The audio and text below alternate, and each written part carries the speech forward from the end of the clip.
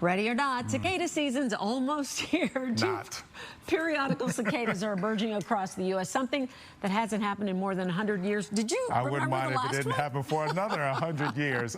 They're more than a nuisance, though. They can cause some problems, and they're going to have an impact for sure. Chelsea Torres is joining us live from Charlotte, North Carolina, with more on what we can expect. Do you see any flying around you already?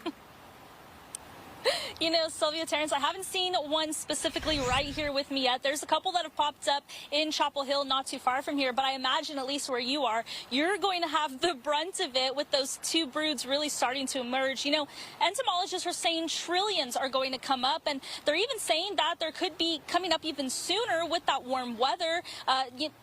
Experts do say that that soil needs to be about 64 degrees for the cicadas to start to appear. And when you have that warm weather plus rain, and it just rained moments ago here in Charlotte, you're going to have that perfect mix for those noisy insects to start to emerge. And like I mentioned, many have already started popping up in the Carolinas and even as far north as Georgia as well. The periodical cicadas live in the ground for either 13 or 17 years, and depending on their group or brood. The two broods emerging this year will be as far north as Illinois and even Wisconsin and south to Georgia. Cicadas grow in the soil eating sap from tree roots. As the insects become adults, they come out of the ground to find a mate. The noise they emit or mating call can be up to 90 decibels, as loud as a lawnmower. Cicadas typically surface in May, but warm temperatures have already brought out some in the southeast. An entomologist says this mass emergence is like an eclipse because it happens on certain years and in certain places. But after a little while, about a month or so, they're going to all die. And so all those adults from that brood die, and their young then are the next generation. They're going to kind of hatch from those twigs, drop to the ground, and bury themselves on and at a root, and then feed.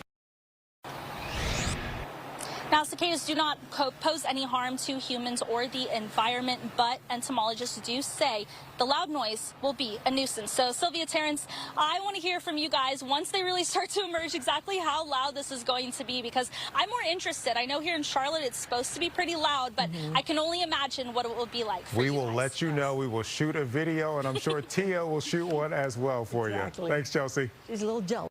Yeah, well, ready or not, here they come, and you can't hide. It's going to be loud in some areas, but just how much of an impact will all that noise have on our hearing? That's a question that a lot of people are asking. Dr. Kristen Connors from Prescription Hearing is joining us now to tell us all about it. Thank you so much for being here. Hi, thank you, Tia. You know, we've heard all kinds of comparisons. The cicadas have been compared to being as loud as a jet engine. Just how loud will they be, and will that be enough to cause damage to our hearing? Yeah, the typical range and volume for cicada noise ranges anywhere from 90 to up to 110 decibels, which is extremely, extremely loud. And if you're exposed for long periods of time to loud noises like that, it can cause damage in the hearing. It can create hearing loss, or it can also create something that's called tinnitus, which is ringing in the ears. You know, doctor, there are some people out there that have hearing issues, hearing impairments. They wear devices so they can actually hear what we hear even louder. Will the noise have a bigger impact on some versus others?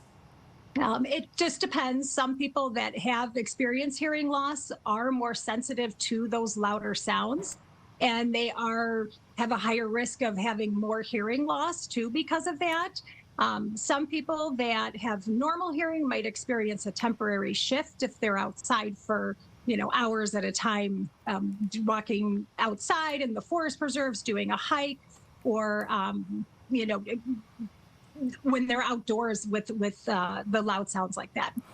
Dr. Connors, is there anything we can do? You know, because obviously we're going to be frustrated. We're going to be sick of this. This is going to last a little while here, not obviously permanent, but is there anything we can do in the short term that maybe can alleviate some of that noise? Absolutely. You know, shorten your exposure time outside if you are outside for 6 or 8 hours at a time, if you're near the cicada noise, if you're in the forest. The other thing is you could wear ear protection if you're going to be exposed, or if you're concerned that you're higher risk for hearing loss or for an increase in the tinnitus. Get some ear protection and wear it while you're outside. All right, great advice, Dr. Kristen Connors. Thank you so much for joining us here on First at 4. We appreciate your advice. Thank you, Tia. All right, thank you. Terrence and Sylvia, I'll send it back to you. Yeah, Sylvia and I were just talking all these summer concerts that are going to be outside. The cicadas might interrupt some shows. Don't be interrupting Shakira. We'll talk about her a little bit later on. We will. But right now we're going to talk